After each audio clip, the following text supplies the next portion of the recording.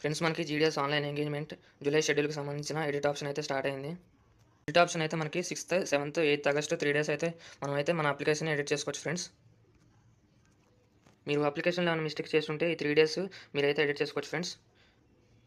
మనకి India post official website వచ్చేసి India post GDS online .gov.in.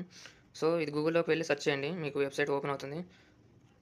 ఆ డిస్క్రిప్షన్లో నేను లింక్ ఇచ్చాను ఇండియా పోస్ట్ అఫీషియల్ వెబ్సైట్ది. మీరు ఆ లింక్ క్లిక్ చేసి ఈ వెబ్సైట్కి రావచ్చు.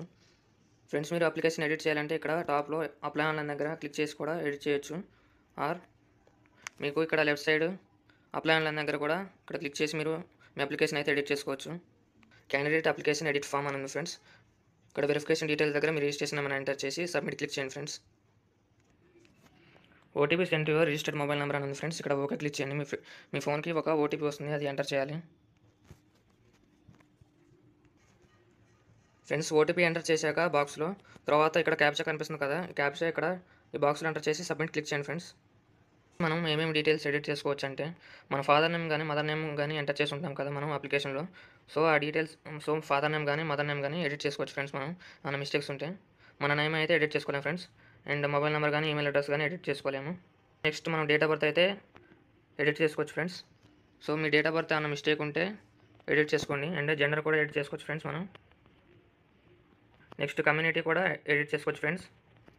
Next circle in which secondary school passed, అంటే మీరు ఏ స్టేట్లో సెకండరీ స్కూల్ పాస్ అయ్యారో అది చేంజ్ చేసుకోవచ్చు ఫ్రెండ్స్ మీరు.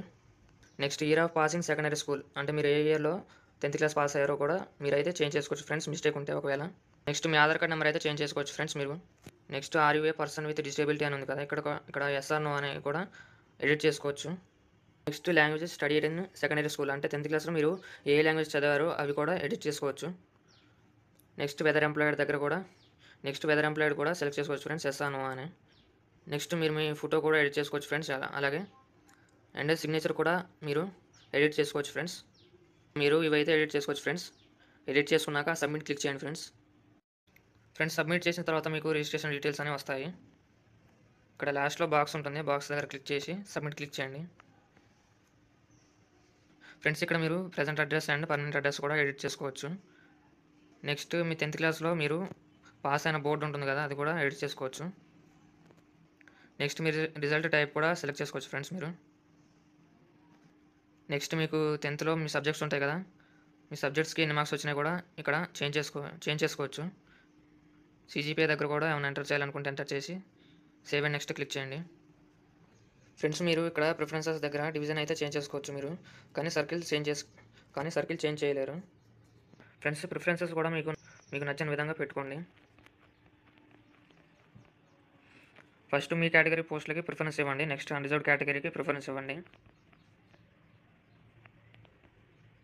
ప్రిఫరెన్సెస్ ఇచ్చిన తర్వాత డాక్యుమెంట్ వెరిఫికేషన్కి మీకు ఏ సర్కిల్లో డాక్యుమెంట్ వెరిఫికేషన్ కావాలో, ఏ డిజైన్లో కావాలో సెలెక్ట్ చేసుకున్నాక ఇక్కడ డిక్లరేషన్ ఉంటుంది, డిక్లరేషన్ దగ్గర ఇక్కడ టిక్ మార్క్ పెట్టి ఇక్కడ సేవ్ అండ్ ప్రొసీడ్ క్లిక్ చేయండి ఫ్రెండ్స్.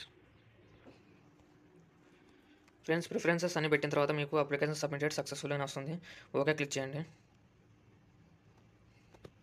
సో మీకు అప్లికేషన్ ఫామ్ వచ్చింది ఫ్రెండ్స్. ఇక ఇది డౌన్లోడ్ చేసుకోవటమే